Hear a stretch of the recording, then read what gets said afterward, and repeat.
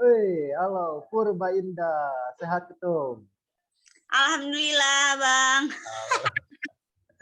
Ini adekku yang paling cantik seciputat ini. Ampun. Ketum udah lulus ini ya, sarjana hukum ya? Alhamdulillah, lagi pendidikan advokat aja, Bang. Bukannya udah lulus juga advokat? Belum? Udah, ujiannya udah. Cuman kan sumpahnya belum. Oh, jadi nanti bakal jadi lawyer nih ya, lawyer perempuan. Amin ya Allah, mohon doanya. Purba Indah ini juga dia ini ketua umum OHATI cabang Ciputat, tokoh nasional ini nanti next. Ampun. Ngeri kali yang ngomongnya Bang Dani. Tuh ngobrol-ngobrol kita tuh udah baca ini update terbaru perihal Permendikbud nomor 30 tentang kekerasan seksual ya kalau nggak salah. Iya. Kasih pandangan dikit dong tuh. Gimana menurut itu apa menyikapi Permendikbud ini? Umum aja dulu, nanti kita bedah satu persatu. Pertama, ini kan saya sebagai ini ya Bang ya, sebagai seseorang mahasiswa lah gitu ya, mantan mahasiswa atau sarjana lah yang background-nya adalah hukum. Jadi memang kalau misalnya kita mau merespon atau menganalisa lah bahasanya dari sebuah aturan, ya yang tadi sih hasil analisanya yang dari Permendikbud tadi ya. Nah, sejauh ini kalau melihat dari Permendikbudnya saja, saya belum kalau Purba ini belum bisa untuk merespon berbagai pro kontra yang ada ya. Nah, tapi dari Permendikbudnya aja, bagi Purba, menurut Purba, itu adalah sebuah nafas segar lah buat para mahasiswa dan mahasiswi yang ada di perguruan tinggi. Kenapa? Karena semenjak Purba pribadi semenjak mulai menjadi mahasiswi memang sudah tertarik dengan isu gender, isu kekerasan seksual. Dan kami dan Purba pernah berkecimpung lah di tahun 2015 itu khusus fokus untuk kampanye rancangan undang-undang kekerasan seksual. Tidak jarang juga ada beberapa mahasiswa atau mahasiswi pada tahunan itu 2015-2016 yang juga melaporkan karena pada saat jadi mahasiswa itu kebetulan Purba mendirikan LSO lah di LSO di kampus namanya Studi Gender Mahasiswa di FSH tersebut. 1 bulan kita mendirikan tersebut sudah ada aduan pada saat itu dengan 3 pelaku tapi 1 korban. 3 pelaku 1 korban. Nggak usah nyebut fakultas ya, bahaya. Sama nggak usah nyebut universitas. Nanti rame. Ya. Dan itu terjadi di dalam kampus. Begitu. Adalah salah satu fakultas. Akhirnya gimana itu? Di advokasi. Kita mengadvokasi, tapi memang kesulitan mengadvokasi di kampus itu sangat terasa sekali gitu loh Bang. Pertama belum dengan para sivitas akademik yang bias gender, belum mereka yang tidak aware dengan korban, kemudian belum juga para pejabat kampus misalnya para pemangku organisasi ya di internal yang juga mereka belum aware terkait kekerasan seksual, sehingga pada akhirnya kesulitan-kesulitan itu mulai berlapis. Jadi tidak hanya pada korban yang sudah berani, tapi belum ada nih kayak SOP pengaduan di kampus yang benernya tuh kayak gimana gitu. Pada akhirnya korbannya mundur, tidak mau diadvokasi lagi. Ya. Nah, sehingga itu kan kesulitan-kesulitan. Aku punya cerita juga tuh, aku potong dikit. Barusan kan Ketum ada 3 kasus 1 korban ya, atau 3 korban 1 kasus? 1 orang 3 korban berarti itu? 1 korban, tapi dengan 3 pelaku. Oh, 3 pelaku. Kalau aku tuh seumurku kuliah di suatu universitas, Ketum tahu lah ya. di fakultasku gitu ya. Di fakultasku aja udah ada 2 laporan. Biasalah adik-adik ngadu gitu ya. Adik-adik ngadu ke aku, "Bang," katanya, "ABC dan sebagainya, ada dosen yang begini begini begini." Nah, satu ketika aku berani karena memang waktu itu wadeknya kenal lah aku kan, dan aku nyimpen nomornya. Aku konfirmasi ke wadek ya, ke wadek kemahasiswaan, dan dia membenarkan. Dan pada akhirnya aku ramein nih, "Pak," kata aku tuh kan, "aku ramein nih Bang," kata aku tuh kan, kalau nggak ada ketegasan dari pihak kampus. Aku bilang begitu waktu itu, "Aku ramein," kata aku. Pada akhirnya kata dia, "Yang bersangkutan udah diskorsing," katanya. Oke. Jadi maksud aku tuh memang hanya sebatas skorsing gitu. Padahal itu impact ke teman-teman, ke adik-adik waktu itu sehingga males. Bahkan dia DO gitu. Hanya Ya, gara-gara waktu itu ketika bimbingan betisnya di ini ya, betis ketemu betis tuh. iya, bener. Ada loh yang betis ketemu betis itu.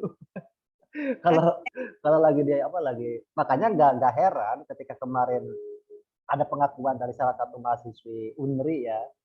Kemudian di kemarin yang apa ada pengakuan beberapa korban dari satu kasus kan, yang apa salah satu wartawan lepas ya dari Tirto gitu ya. Itu juga nggak heran sebenarnya kalau di 2 kampus itu antar mahasiswa maupun dosen ke mahasiswanya. Nah, Ketum sendiri selain selain apa selain kejadian itu ada kejadian lagi ya yang Ketum tahu yang laporan ke Ketum itu? Banyak banget sih sebetulnya sampai jujur agak lupa juga, bukan agak lupa ya, karena untuk di satu kampus ya, misalnya tempat saya pada saat itu menimba ilmu lah, itu aja tidak hanya itu, bahkan pada saat itu Purba baru semester 2 atau semester 3 dan menerima laporan itu. Terus berjalan, ada yang cukup ini juga nih, ini sudah pada tahap advokasi. Gitu ya. Ini udah pada tahap advokasi, namun kurang lebih sama sebetulnya kayak tadi Abang. Dia hanya diskorsing. Dan sayangnya skorsing itu tuh tidak hanya pada pelaku, tapi pada korban juga. Nah, ini kan yang kenapa korban yang udah dapat dapat kekerasan, dia udah sakit tuh psikologisnya, ya kan? Ditambah lagi kayak gitu. Wah, pusing nggak tuh? Sehingga pada akhirnya sampai sempat si korban ini akhirnya memutuskan untuk keluar dari kampus karena mau tidak mau dia juga dapat tekanan dari orang tua karena skorsing itu, begitu. Jadi akhirnya stigma menyalahkan korban masih ada pada saat itu. Betul. Dan itu sayangnya begitu ya di kampus kita sendiri gitu. Itu yang ya Allah dan Pada akhirnya aku juga seneng nggak seneng sih sebenarnya seneng tuh artinya memang selama ini kan ini sebagaikan gunung es di bawah permukaan laut kan itu. Jadi cerita-cerita itu lumrah lah gitu kira-kira kalau di bahasa mahasiswa kan. Si dosen A, si dosen B itu kita udah notice gitu ya. Dosen yang mata keranjang si ini, dosen yang suka godain cewek ini gitu ya, dan lain sebagainya gitu. Namun kemudian muncullah beberapa ledakan-ledakan dari barat, dari timur kan gitu. Pada akhirnya memancing mata Najwa untuk bikin siaran bersama menteri gitu ya. Bahkan keluarlah Permendikbud itu. Nah kemudian nggak senangnya itu pada akhirnya kan separah inikah gitu kan. Dunia pendidikan kita itu apalagi di tingkat universitas. Nah tuh oke aku masuk ke ini ya, masuk ke ingin tahu duduk perkara perihal Permendikbud ini dalam pandangan Ketum ya. Kan yang lagi ramai itu dalam wilayah definisi kekerasan seksual. oke lah ya itu ada yang verbal, ada yang non verbal, kemudian ada yang medianya langsung ataupun melalui media elektronik kan begitu. Nah, kemudian yang jadi ramai ini kan perihal persetujuan korban nih ya. Jadi apa saja nih yang termasuk dalam diktum kekerasan seksual ternyata jika A, B, C dan sebagainya tanpa persetujuan korban. Nah ini kan memicu pro kontra lah ya. Artinya memang ada yang misunderstanding bahwa diksi itu gitu ya, diksi itu kalimat itu mensyaratkan adanya legalisasi perzinahan gitu kira-kira kan. Kalau Oke, sama-sama setuju gitu kan, boleh dong kan begitu kan logika mafhumnya itu. Gimana menurut itu? oke. Baik Bang. Untuk satu ya berarti itu pasal 1, baru pasal 1 nih. Nah, itu berarti kan pengertian dari kekerasan seksual. Sama ketika Purba baca tuh Permendikbudnya, ada satu sisi yang wow, Nadiem Mas Menteri ini betul-betul kayak ingin mendorong kampus merdeka tuh betul-betul merdeka. Kurang lebih ya salah satunya merdeka dari kekerasan seksual. Karena bisa dibilang Mas Menteri ini punya keberanian lebih loh Bang. Ya. Pengertian kekerasan seksual itu belum ada sama sekali di undang-undang sebelumnya atau di undang-undang di atasnya di atas permen. Bahkan rancangan undang-undang kekerasan seksual saja sampai saat ini itu belum pernah itu belum disahkan. Yang itu sebetulnya kalau undang-undang PKS ya?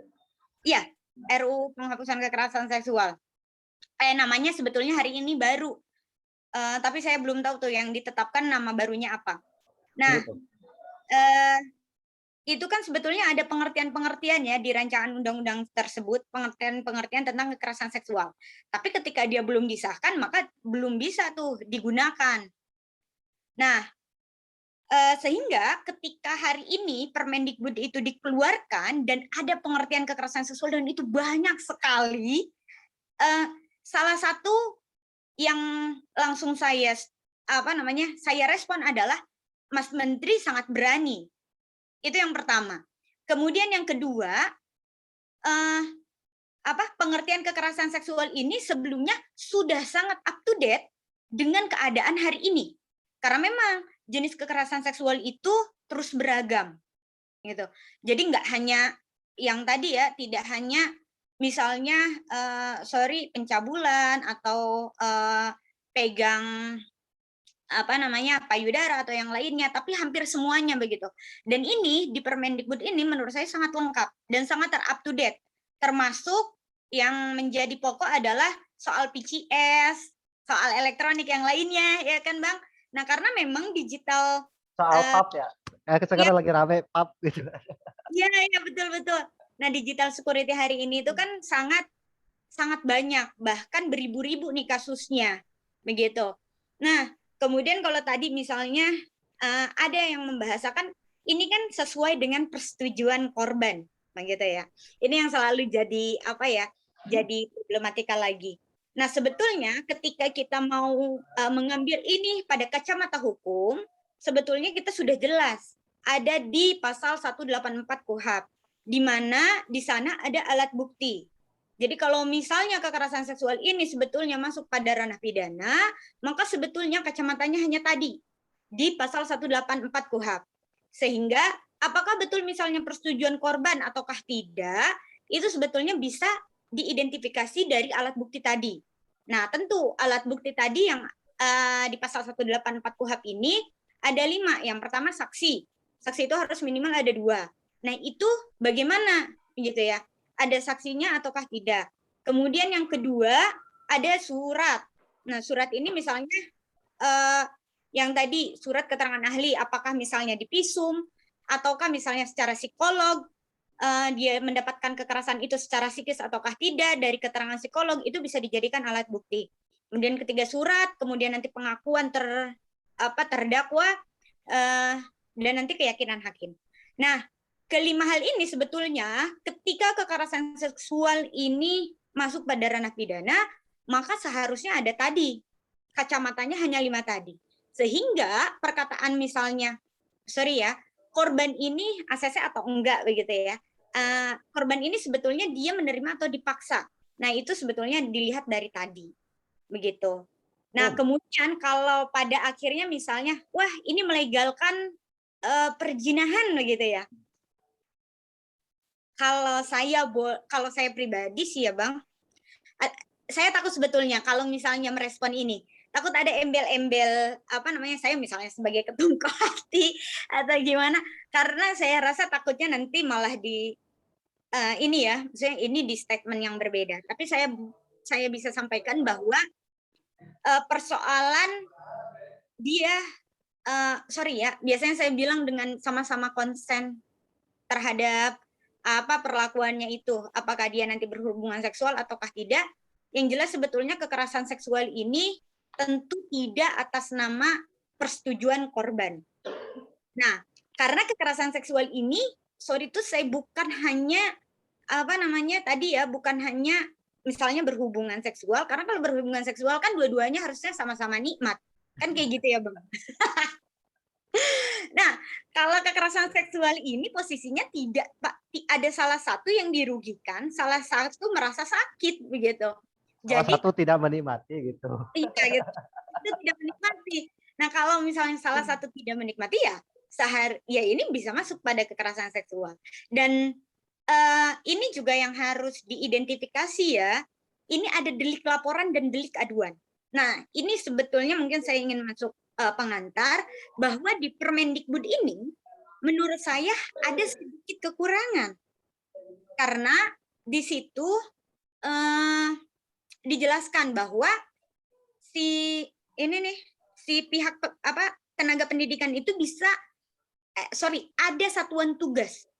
Nah, sedangkan kalau satuan tugas ini tuh mau dimasukkan kekerasan seksual ini deliknya apa? Kan gitu ya kalau di pidana. Kalau dia mau masuk pidana, dia bisa diidentifikasikan di deliknya. Delik pengaduan, delik laporan ataukah pengaduan. Kalau delik laporan ya berarti siapapun bisa melaporkan. Kalau delik aduan ya dia bisa mengadukan begitu. Nah, sebetulnya di Permendikbud ini di sini kan diharuskan begitu ya, dibikin satuan tugas. Pertama pendidik, kemudian tenaga pendidikan sama mahasiswa. Nah, salah satunya penegak hukumnya tidak ada. Maka disinilah sebetulnya menurut saya ada sedikit kekosongan hukum. Di mana kan kalau misalnya penegak hukum yang bisa menyatakan bahwa dia tersangka, bahwa dia ini misalnya kurang alat bukti atau cukup alat bukti untuk dinaikkan, itu adalah pihak ini ya, pihak si penyidik atau penyelidik begitu. Ini malah satuan tugas itu. Iya, betul. Haknya apa nanti dia? Kewajibannya apa? Ini kewenangannya apa ini? Si satuan tugas. Satuan tugas itu dari kampus. Iya, betul. Itu dibikin oleh kampus. Begitu. Yang terdiri dari tadi pendidik, tenaga pendidik sama mahasiswa. Sebetulnya bagus melibatkan mahasiswa. Namun sebetulnya ketika ini diidentifikasi kepada tindak pidana, sebetulnya yang tadi ya, ada yang kesulitan begitu. Jadinya rancu nih. Lalu siapa yang tadi yang menetapkan bahwa dia ini adalah siapa namanya? Adalah penegak hukum begitu. Adalah siapa yang menetapkan dia tersangka ataukah tidak begitu. Hanya kalau memang misalnya pada itu ya tadi yang sebetulnya menurut saya masih ada seharusnya ada penegasan bahwa letak satuan tugas ini seharusnya sampai di mana begitu. Lagian kan kalau satuan tugas, aku belum sampai ke sana ya, pihak yang berwenang untuk bisa menegakkan ini Permendikbud supaya kekerasan seksual di kampus tidak ada gitu kira-kira atau terminimalisir. Maksudku tuh jika logikanya adalah satuan tugas dan dari pihak kampus, padahal kan pejabat-pejabat kampus dong gitu kira-kira kan yang dilibatkan gitu. Sedangkan kita tahu sendiri dari pengakuan yang terbaru dari Universitas Riau gitu, itu kan dekan itu kalau nggak salah gitu. Betul. Gimana itu? Iya. Ya betul paradoks tapi ya apa ambigu gitu kan. Gimana tuh kontras gitu ya dengan ini ya dengan realitas yang kan. Nah, di situ sebetulnya di Permendikbud tersebut ada salah satu begitu Bang. Ada pasal 19 seingat saya yang jikalau kasusnya ini ketika di kampus kemudian tidak ditindak oleh pihak misal satuan tugas tadi atau oleh pihak yang berwenang, maka diperbolehkan untuk dia melakukan pelaporan ke Kemendikbud. Jadi mungkin maksudnya adalah untuk langsung tuh jadi auto, maksudnya Kemendikbud langsung auto untuk melakukan lah bahasanya, melakukan apa, sanksi lah terhadap yang bersangkutan, begitu. Sebetulnya ada tuh di pasal 19.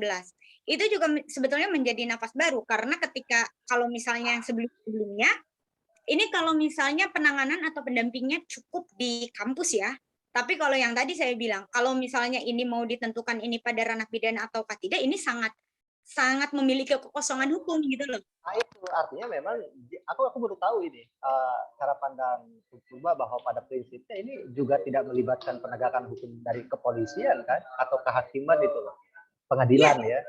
Artinya memang ya sama aja gitu. Sejauh mana efektivitas aturan ini kalau dibalikin lagi ke pihak kampus itu termati pada akhirnya. Iya betul. Ya Bang, sepakat. Dan terus juga ini, di situ sebetulnya ada mereka perlu kerjasama. Jadi pihak kampus ini perlu kerjasama dengan konselor, dengan psikolog, tapi fokusnya pada pemulihan. Nah, itu yang sebetulnya menurut saya ada, yang tadi saya bilang, ada kekosongan hukum. Ini sebetulnya mau dibikin untuk pelanggaran begitu ya, pelanggaran satuan tugas hanya untuk di kampus saja, pendampingannya cukup di kampus, tapi kan kita nggak tahu kalau misalnya si korbannya ini menginginkan misalnya langsung ke ranah pidana, kemudian jenis kasusnya tidak hanya kekerasan seksual misalnya, atau kekerasannya berat, itu dilaporkan begitu, jenis-jenis kekerasan seksual tersebut, entah pencabulan atau apa, itu bisa dilaporkan ke penegak hukum, maksudnya dimasukkan pada ranah pidana pun bisa. Nah kalau yang saya lihat, yang saya coba analisa itu di Permendikbud itu yang tadi, semua penanganan sebetulnya hanya di dalam kampus.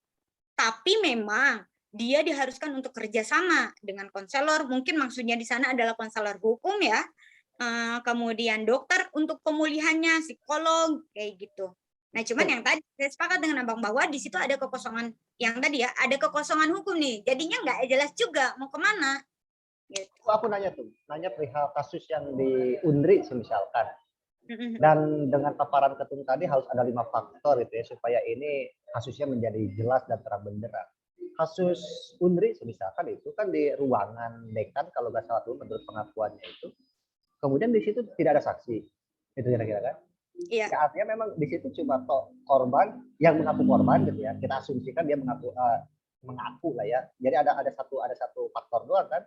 Artinya pengakuan dari si korban tanpa disertai alat bukti kemudian. Artinya memang kalau di visum juga belum diapa-apain kan. Cuma diketuk kening kata ya kan. Kemudian di akhir kan sebelum kabur bibir mana bibir gitu kira-kira kan. Gitu. Nah, artinya kasus seperti itu bakal banyak tuh di kampus itu. Artinya memang hanya pengetahuan si subjek dengan objek aja gitu. Kecuali maksudku tuh begini ya, yang efektif aja. Jangan terlalu ini peraturan udah bagus gitu, sebagai sebuah daya ikhtiar. Yang berikutnya itu kenapa tidak ada semacam instruksi seluruh kampus di setiap ruangan-ruangan strategis harus dipasang CCTV gitu ya. Kalau misalkan nanti ada pengakuan, tidak ada barang bukti yang disalahkan pihak kampus. Karena apa ya tadi tidak menyediakan CCTV gitu kira-kira kan. Kan itu taktis gitu loh. Oke, sebetulnya sih gini sih Bang. Mungkin itu bisa dijadikan jalan. Tapi ini yang perlu diketahui bahwa ketika melaporkan, misalnya yang tadi ya, case-nya teman di Unri itu. Nah, ketika dia melaporkan misalnya ke Polres atas dugaan pencabulan, itu kan sebenarnya dicium tiba-tiba kayak gitu ya, itu kan masuknya pada ranah pencabulan. Nah, kasus-kasus yang kasus-kasus asusila sebetulnya ketika dimasukkan pada ranah pidana, yang terpenting itu yang paling utama adalah yang tadi. Kalau yang tadi misalnya tidak ada visumnya nggak bisa, maka ada keterangan ahli yang lain, yakni apa? Keterangan psikolog. Gitu. Nah, ini keterangan psikolog lah sebetulnya yang bisa dijadikan yang bisa dijadikan alat bukti. Kemudian, tapi kan di situ nggak ada yang lihat, di situ nggak ada yang dengar kan gitu ya. Nah, ini yang perlu diketahui bahwa saksi itu tidak cuma 2 dalam hal itu. Jadi misalnya saya dapat kekerasan seksual, saya cerita dengan abang, maka abang itu sebetulnya bisa dijadikan saksi. Saksi yang apa? Saksi yang mengetahui kejadiannya dari setelah mendengar aku. Dan aku yang menjadi korban itu bisa juga menjadi saksi. Saksi apa? Saksi korban, yakni saksi yang mengalami.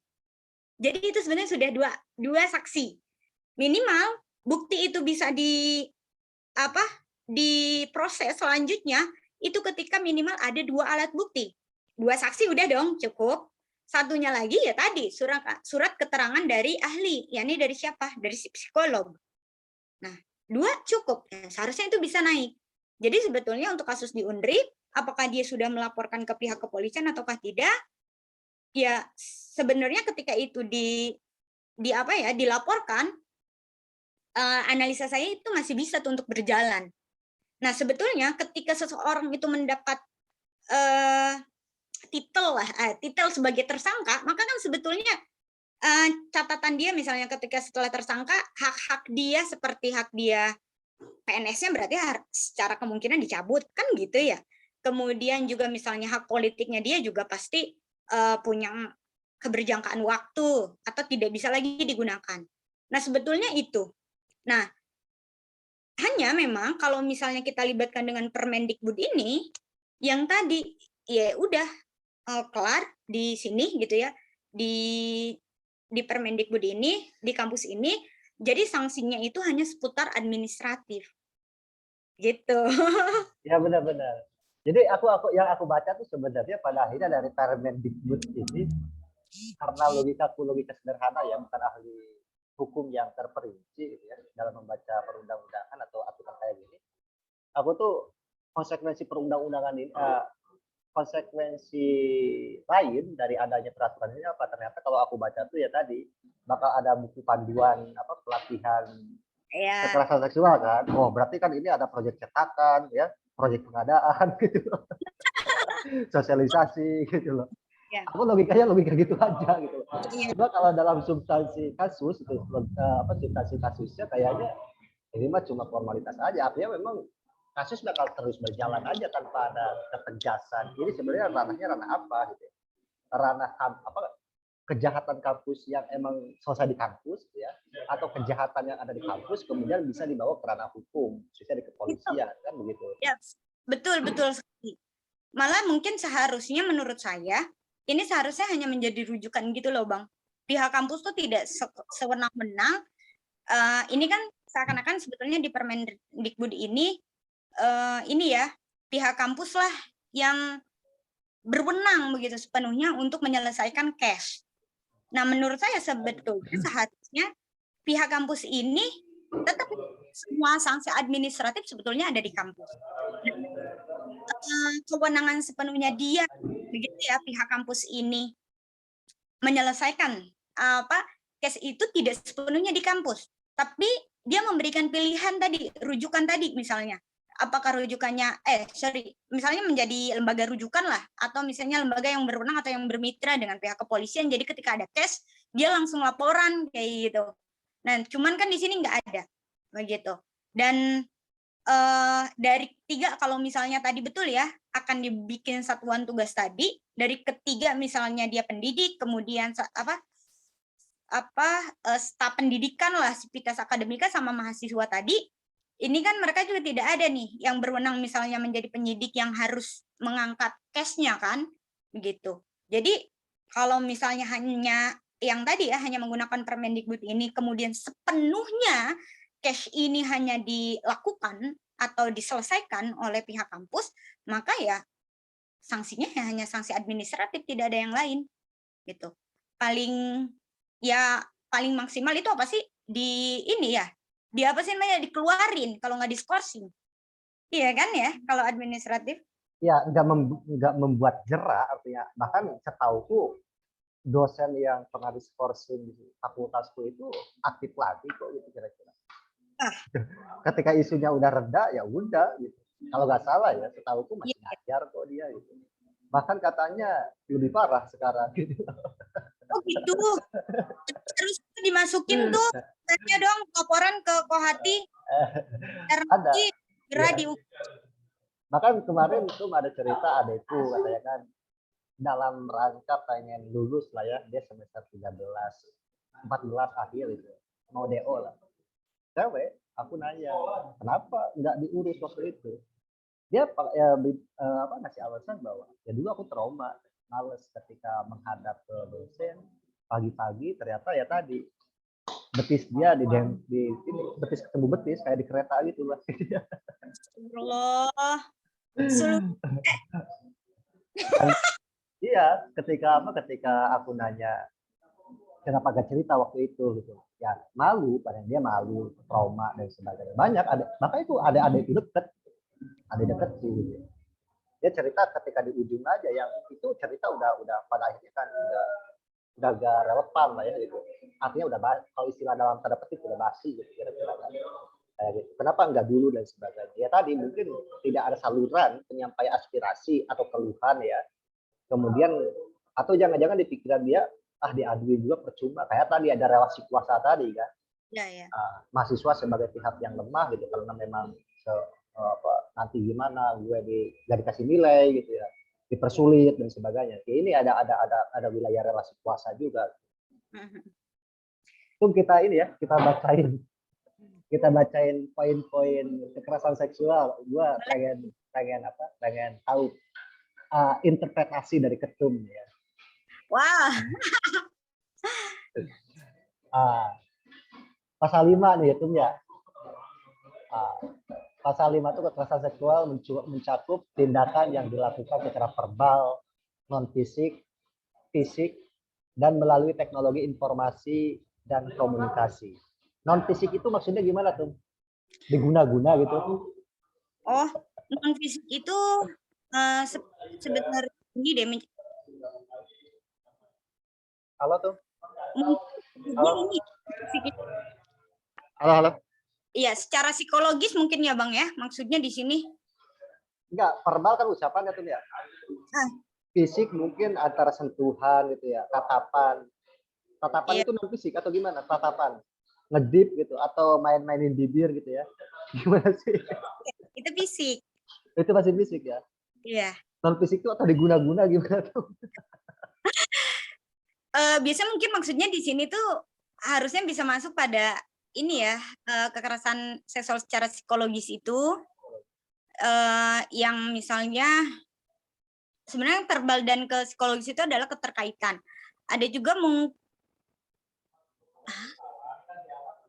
kalau yang secara psikologis yang biasa ya misalnya mungkin dia dihina atau di apa namanya misalnya dihina atau coli Bang.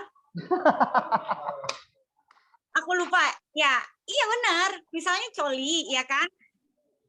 Sekarang banyak loh kasus-kasus yang tadi ya melalui teknologi informasi dan atau yang lain kayak misalnya dia tiba-tiba BCS, tiba-tiba ngeluarin penisnya gitu. Iya. gitu Banyak ya. kejadian banyak gitu. Banyak kejadian kayak gitu. Nah, itu bisa masuk pada sisi non fisik tadi.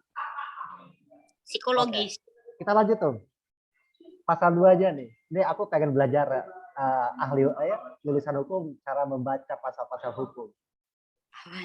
Poin 2-nya, kekerasan seksual sebagaimana dimaksud pada ayat 1 meliputi A. Menyampaikan ujaran dan mendiskriminasi atau melecehkan tampilan fisik, kondisi tubuh, dan atau identitas gender korban. Ini nggak mengarah ke ini ya, ke seksualitas ya. Cuma atau ngebully gitu tuh. Gimana? Apa Bang maksudnya? Menyetubuhi? Bukan ini, ngebully. Ini ngebully, iya. Ini poin pertama tuh ngebully kali ya, bukan wilayah seksualitas. Iya, ngebully. Ngebully ya. Begitupun kalau cewek ke cowok juga aku bisa laporan ya ini. Iyalah, bisa. Kan ini tidak hanya pada gender perempuan saja. Betul. Pakat berarti kalau wilayah itu ya. Jadi poin pertama itu pure pembulian ini ya, pembulian body shaming gitu ya. Ya, body shaming. Body shaming, kemudian catcalling, gimana? Catcalling ya. Ya. Gitu ya. Nah, iya.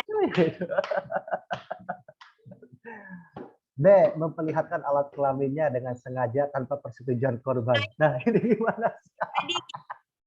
Coli tadi tuh. Kalau korbannya setuju, oke dong. Gitu kira-kira kan dalam pandangan umum tuh.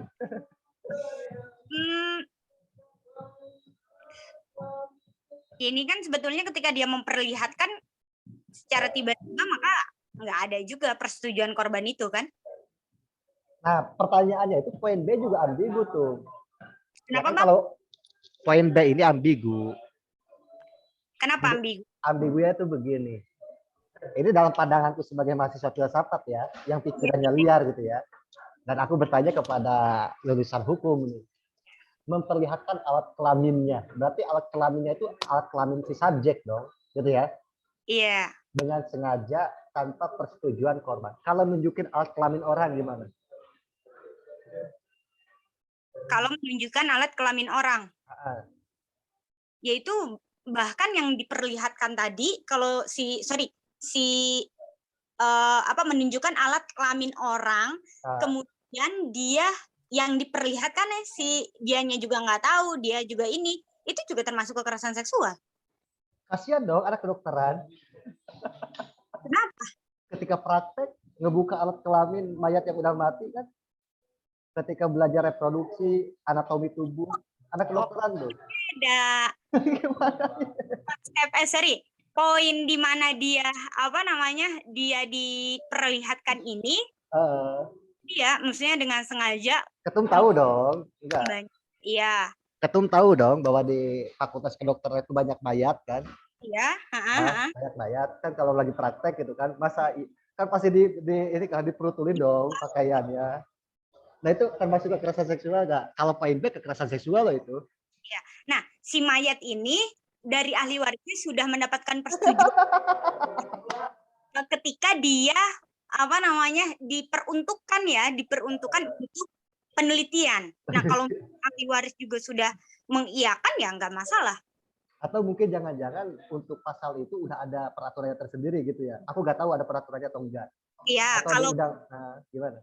Undang-undang kesehatan dan undang-undang ini ya, itu soal penelitian dan yang lainnya itu jelas ada. Makanya yang tadi si mayat tersebut oleh ahli warisnya yang akhirnya dia melakukan penelitian itu sudah ada persetujuan ataukah tidak. Ya kalau nggak ada, sebetulnya itu bukan masuknya kekerasan seksual sih, tapi jenis yang lain begitu. Bahkan kan bukan masalah persetujuan waris tuh. Kalau menurut rumor katanya kan itu mayat-mayat yang non identitas gitu kira-kira kan.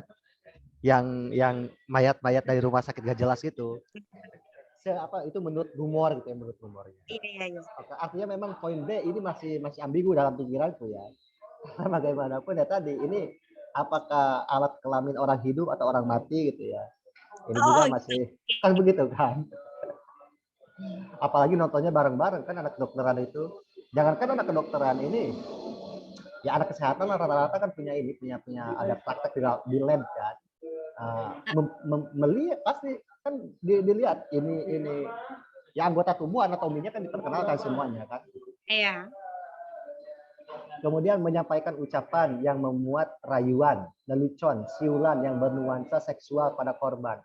Nah, gimana tuh ini anak-anak semester 1, anak semester 2, itu kasihan tuh lagi PDKT, entar kena pasal ini. Oh, Abang, sorry. Boleh kita ke atas nggak? Ke pasal 1 pengertian korban ini apa? Nah, ini harusnya clear nih. Maksudnya di pengertian korban ini. Korban ya, korban itu ada di perguruan tinggi. Nggak ada kayak tuh kekerasan seksual, perguruan tinggi, pencegahan, penanganan, pemeriksaan mahasiswa, pendidik, tenaga pendidikan, warga kampus, pimpinan, tridharma. Oh, korban adalah 12, poin 12. Korban adalah mahasiswa, pendidik, tenaga kependidikan, warga kampus, dan masyarakat umum yang mengalami kekerasan seksual. Nah, sebetulnya kalau tadi misalnya, yang nomor 2 itu ya sebenarnya dikembalikan di pengertian korbannya sejauh ini. Masyarakat umum berarti itu. Iya. Mungkin masyarakat umum. Ini juga sih sebetulnya. Yang mau dilingkupin masyarakat umum ini, itu yang tadi ya, saya menjadi catatan juga, ini maksudnya masyarakat umum ini yang kemudian dia laporkan ke kampus, atau dia misalnya jadi korban kemudian pelakunya di kampus, atau seperti apa. Atau mungkin maksudnya ke masyarakat umum ini, ini kali ya Bang, kayak misalnya ada orang yang lagi jualan di kampus. Jualan bunga, jualan pecel ya. Ya, mungkin di wilayah kampus. Mungkin. Itu juga sih yang menjadi catatan. Oke. Lanjut tuh ya, poin C nih. Menyampaikan ucapan yang memuat rayuan, lelucon, dan atau siulan yang bernuansa seksual pada korban. Ya. Aku semisalkan ngasih puisi ke ketum, masa nggak ada muatan rayuan? Matamu bagaikan gitu kira-kira kan? Kan begitu. Oh, itu kan bernuansa seksual. Seksual dong. Masa puisi nggak ada nuansa-nuansa seksualnya? Menggambarkan mata, menggambarkan bibirmu merah merona. Seksual nggak itu? Oke, kita masuk lagi pengertian kekerasan seksualnya berarti ke yang di atas tadi. Yang verbal. Apanya? Oh, ini maksudnya rayuannya masuk nonverbal gitu ya. Nah, tapi coba abang misalnya yang tadi ngasih apa sih namanya? Ngasih rayuannya gitu ya, yang tidak deh. Iya. Orang kan nggak bisa dibatasi dong dalam berimajinasi. Bener nggak? Ya.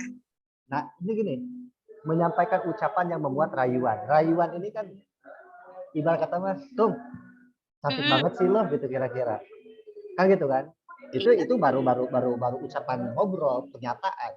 Belum lagi kalau yang dibungkus dengan nuansa seni, nuansa puisi gitu kira-kira.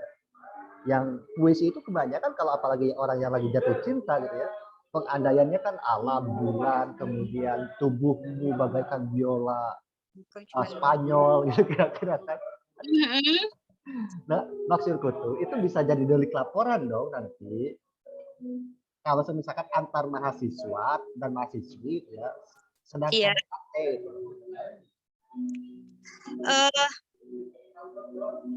Kalau mungkin dia tidak nyaman dengan perkataan tersebut dan unsur-unsur nanti perkataannya itu sesuai dengan misalnya taruhlah kalau misalnya masuk pidana ya dugaan pencabulan begitu ya. Ya misalnya yang tiba-tiba berat banget pengen ngerayu orang, pengen PDKT ke orang yang kita sukai sampai deliknya delik kekerasan seksual.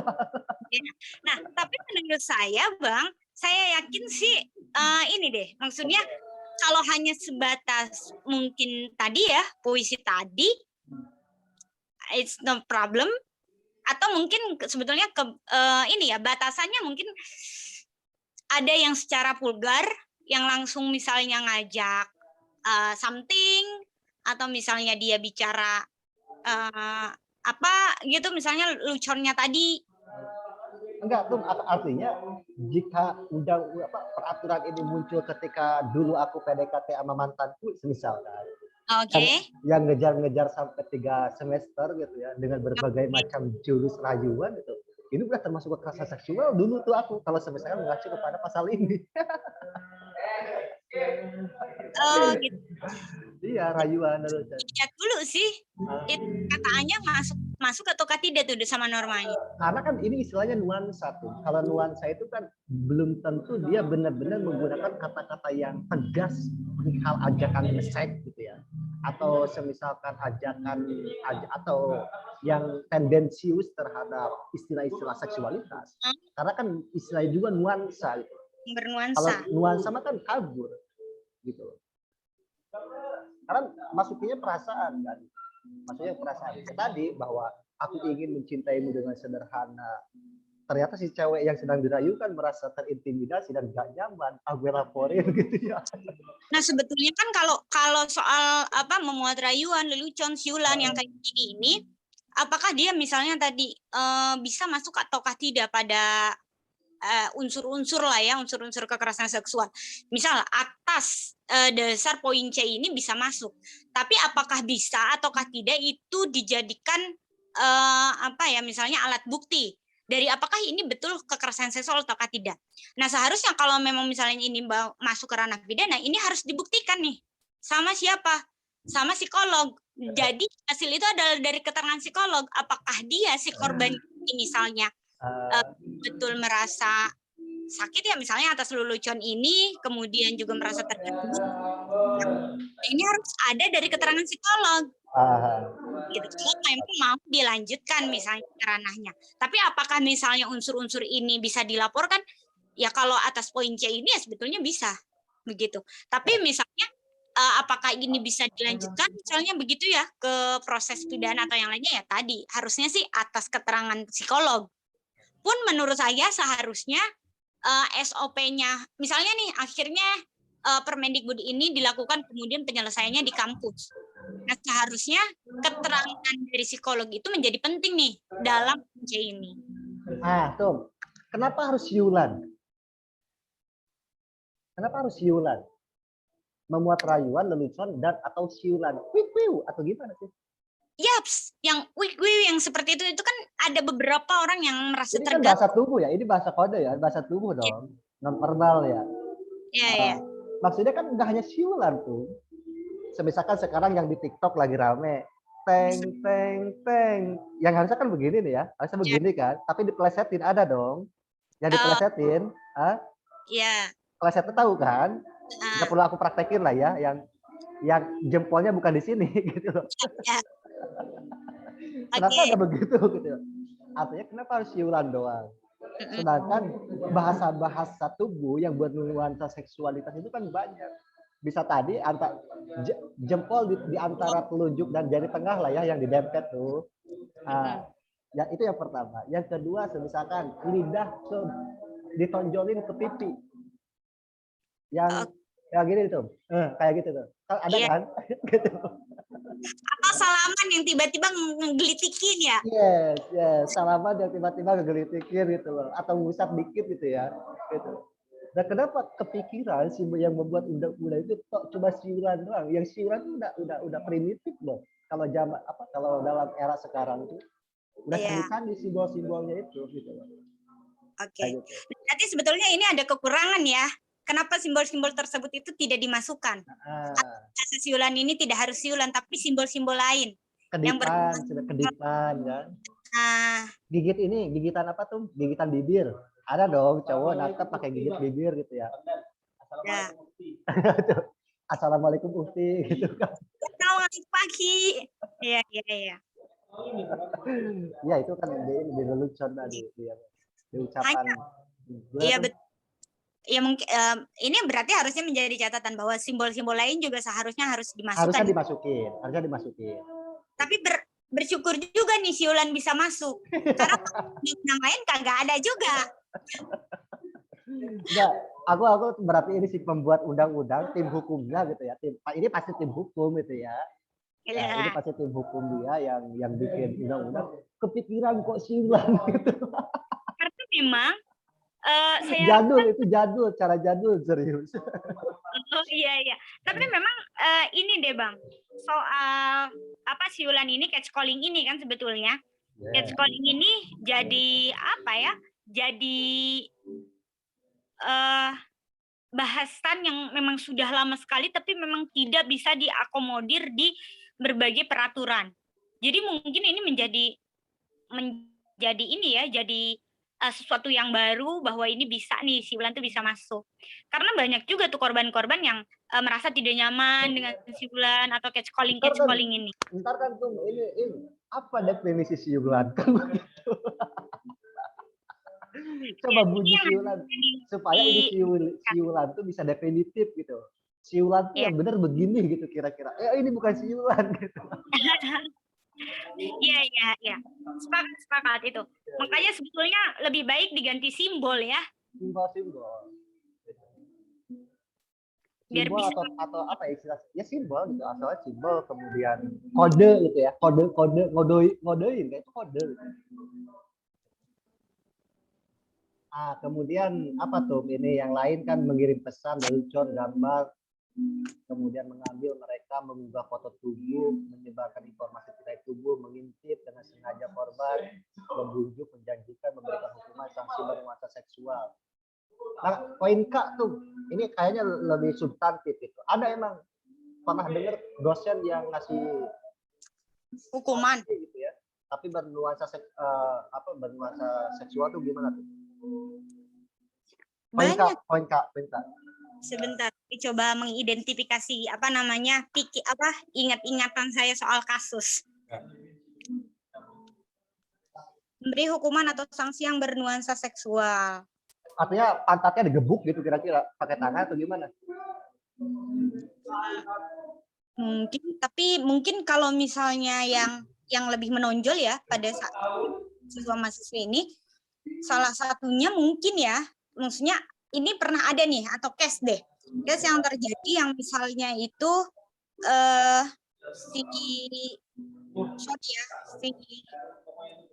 si dospemnya, misalnya si mahasiswinya ini telat nganterin apa atau kayak gimana, kemudian misalnya ini nggak kelar-kelar. Ini pernah ada nih, ada case-nya. Dan sayangnya itu di kampus kita juga. Dan dia kayak bukan ini ya, mungkin ini nggak tahu nih, ini bisa dimasukkan hukuman atau sanksi, tapi pembuatan skripsinya akhirnya itu dia dilama-lamakan.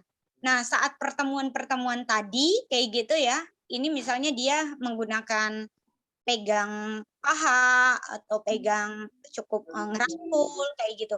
Ini menurut saya ini juga bisa dijadikan hukuman atau sanksi karena pada akhirnya skripsinya terus diperlama.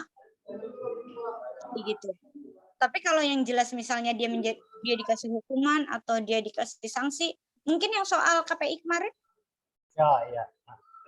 Yang cowok ke cowok ya. Nah, itu kan sebetulnya kayak peloncoan gitu kan, dari mungkin senior ke junior, dia ngasih hukuman tapi hukumannya digituin karena misalnya juniornya nggak ngikutin kayak gitu. Atau mungkin kayaknya banyak juga tuh kalau misalnya dilihat kalau misalnya lagi ada mahasiswa baru kayak gitu, itu kan nggak sedikit juga dari senior ke junior. Tapi intinya ini tuh agak detail sebenarnya. Sebenarnya kan agak detail kan ini aturan tuh, break down kekerasan seksual itu dirincikan, cuma ketika terlalu rinci gitu, orang juga bertanya-tanya ulang gitu ya. Kayak tadi lah contohnya, kok siulan gitu ya. Kenapa enggak ada ya? Kan ada tuh yang gini, kan saling tatap gini, lidah yang ke bibir tuh ditonjolin bibirnya gitu ya. Simbol ya Bang ya. Simbol itu. Atau simbol-simbol yang mengarah kepada ajakan seksual atau pelecehan gitu. Ya. Kemudian tadi di pasal-pasal berikutnya kan juga menerangkan tentang apa itu yang dimaksud dengan tanpa persetujuan itu. Cuma memang yang sekarang jadi case, yang jadi concern dari beberapa yang mengkritik itu kan sebenarnya pada wilayah perasa tanpa ada persetujuan dari korban tadi kan. Ini yang sedang diperbincangkan. Dan aku nggak tahu sebenarnya udah ada atau tidak hubungan seksualitas di luar nikah gitu kira-kira, dan itu di lingkungan kampus itu ada pasal pidananya di KUHP atau enggak gitu ya. Sebenarnya kan itu ada beda konteks sebenarnya itu kan. Gitu. Kalau yang tadi kalau Abang berhubungan di luar perkawinan begitu ya? Iya, ini kan yang sedang dikritik termasuk dari Muhammadiyah ya, beberapa perwakilan dari Muhammadiyah, bahkan Pak Menteri udah sowan gitu ya, udah ketemu mediasi dengan PP Aisyah juga gitu ya. Perihal tadi tanda petik persetujuan korban. Seolah-olah kan pada akhirnya kalau korbannya setuju bagaimana? Boleh dong kan begitu. Padahal kan maksud aku itu apakah ada nggak undang-undang lain yang juga ada pasal untuk pelarangan terhadap hubungan seksualitas di luar nikah meskipun suka sama suka. Kan banyak kan cerita di kampus dulu nih ya, di zamanku masih ada cerita bahwa dia main di tangga gitu, di tangga lantai 7 gitu. Iya. Itu kan cewek cowok tuh udah pacaran saking ngebetnya gitu kira-kira kan, gitu. Udah hajar aja. Nah, gitu. Apakah ada? Nah, kalau suka sama suka gitu kan nggak termasuk gitu kira-kira kan. Dalam tapi kan apakah itu kena ada peraturan yang lain atau enggak? Nah, aku nggak tahu itu gitu. Apakah ada nggak pasalnya gitu, di undang-undang lain? Tidak. Sebetulnya memang tidak ada pasalnya. Maksudnya tidak ada pasal yang misalnya dia menghukum begitu ya, berhubungan di luar perkawinan, kemudian misalnya dia ketahuan terus dia dihukum gitu. Itu belum ada hukumnya tuh ya? Belum ada payung hukumnya? Iya, memang tidak ada. Bahkan malah kalau memang misalnya, berarti kalau ada kasus pacaran di kosan terus digerebek itu, yang ngegerebek bisa pakai ini ya, bisa kena pasal itu. Iya, dugaan pencemaran nama baik bisa. Oh, malah yang ini ya, yang digerebek yang biasa diarak ya. DRT kan. Kalau memang misalnya ada, hukum itu secara klausul ada begitu ya di dalam satu undang-undang atau peraturan, bukankah malah jadinya akhirnya dia aturan tersebut melanggar Undang-Undang Dasar 1945? Di poin mana? Di poin hak kebebasan kan? Kebebasan untuk hidup, kebebasan untuk memilih, kebebasan untuk berbuat, ya enggak sih? Gitu. Malah pada akhirnya itu kan benturannya bukan dengan hukum positif, berarti dengan norma gitu kan, norma agama, norma adat gitu kira-kira kan. Begitu tuh. Aku nggak tahu ya, aku nggak tahu sama sekali perihal apakah ada atau tidak gitu pasal hukum yang menjerat orang yang pacaran lah gitu kira-kira kan. Bisa pacaran atau friend with benefit gitu ya. Friend with benefit tanpa jadian tapi suka sama suka kan gitu. Kayak gitu. Aku nggak tahu itu ada landasan payung hukumnya atau tidak. Tidak ada payung hukumnya. Malah sebetulnya salah satu keuntungan sebetulnya dengan adanya tanpa persetujuan korban ini, kan cash nih, sorry ya, misalnya dalam KDRT. Dalam undang-undang PKDRT tersebut ada marital rape, di mana marital rape ini adalah hubungan suami istri yang ketika perkosaan di dalam rumah tangga, yang dimana misalnya si laki ya kan si suaminya minta terus si istrinya nggak mau tapi dipaksa. Nah sebaliknya. Iya pun sebaliknya begitu. Ini kan sebetulnya pemaksaan dan itu ada undang-undangnya tersendiri. Nah sebetulnya hari ini yang adanya undang-undang Permendikbud yang soal misalnya tanpa persetujuan tersebut, ini sebetulnya salah satu menurut saya bisa melindungi relasi-relasi personal di dalam pacaran. Karena kan banyak nih, kekerasan dalam pacaran itu kan kalau dari catatan tahunan Komnas Perempuan itu selalu menjadi kedua setelah KDRT. Tapi nih yang KDP ini nggak ada payung hukumnya sama sekali. Begitu. Minimal ya kalau dia mau ngelaporin, kalau ada kekerasan di dalam pacarannya, kalau nggak pencabulan, kan gitu ya,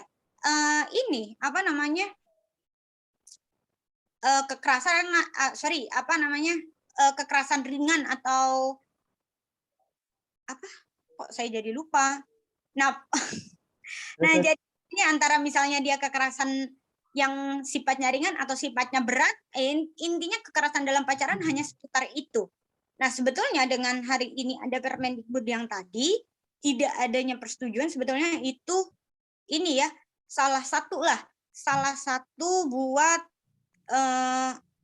melindungi mereka yang memiliki relasi personal di dalam pacaran tadi. Begitu. Oke tuh, kayaknya udah sejam lebih ini kita ngobrol. Iya ya Bang ya. Baru ini udah kelar, baru saja juga ngomongin pasal-pasal. Aku sebenarnya pengen men-breakdown atau mengandaikan pasal-pasal itu jika A maka B gitu ya. Tapi takut terlalu liar pikiranku, gak baik buat kesehatan. Padahal asik ya. Kayaknya aku jadi belajar lagi hermeneutik sama Abang. Dari satu siulan aja kan udah berapa lelucon kan yang dikeluarkan itu. Tapi memang gimana? Kalau aku concernnya yang tadi sih soal ini kan selanjutnya sanksi administratif atau mau sanksi pidana tadi. Ini yang menurut saya pribadi kayaknya ini PR banget nih buat Purba untuk ya salah satu nanti mungkin akan ingin sedikit merekomendasikan atau apa karena yang tadi ya soal sanksi administratif dengan pidana ini yang padahal sebetulnya bisa kalau udah bisa ke ranah pidana ya lu udah sekalian tuh sanksi administratif. Ya itu nanti Purba ya bisa bikin tim lah ya untuk mengkaji bareng-bareng dan kemudian dibedah lah ya sejauh mana efektivitas dari Permendikbud ini karena bagaimanapun kan ini isu masih hangat dan ini merespon dari gerakan teman-teman selama ini kan yang sedang mengadvokasi korban-korban pelecehan seksual, kemudian bias gender dan sebagainya kan gitu. Tapi gimana tuh? Bang, sebagai misalnya posisi sebagai mahasiswa ya, adanya Permendikbud ini kayak angin segar sih. Nah, udah berarti sekarang closing statement-nya. Apa pandangan Ketum terhadap Permendikbud 30 2021 ini dan apa positifnya, apa negatifnya, catatannya apa lah gitu buat biar Pak Menteri dan warga kampus tahu suara Tumpur, Mbak. Ya. Wah, apa ya positifnya tadi sebagai angin segar bahwa baru kali ini begitu ada peraturan yang setidaknya mungkin ingin menuju pada kampus merdeka ya, merdeka dari kekerasan seksual. Permendikbud ini menurut saya jelas harus harus diterima dengan dengan tangan terbuka, karena juga kurang lebih lah begitu bisa minimal memberikan nafas buat para korban kekerasan seksual. Minimal mereka mau bersuara, minimal mereka mau mau berani menyuarakan apa yang lagi dirasakannya. Mungkin bukan negatif kali ya, tapi kekurangan dalam Permendikbud ini perlu banyak perbaikan, perlu banyak catatan terhadap Permendikbud ini, khususnya mungkin dengan titik-titik delik-delik dalam pidana ini harus seperti apa. Kemudian karena tadi tidak ada peraturan di bawahnya begitu ya, untuk membuat misalnya panduan khusus atau SOP dalam penanganan, ini juga akan menjadi kabur. Sehingga kekurangan-kekurangan ini semoga bisa jadi perhatian ya banyak kalangan, dan ini bisa direkomendasikan kepada kementerian yang berwenang. Oke, mantap betul. Jadi ini buat apa sih? Oh, ini pokoknya nanti aku posting tanpa edit langsung. Sekarang juga sejam dari sekarang udah bisa terbit di YouTube-ku. Aduh. Jadi ya kita ngobrol-ngobrol biasa gitu, tapi ada muatan substansi yang positif lah ya. Gitu. Amin. Oke, aku stop dulu recordnya.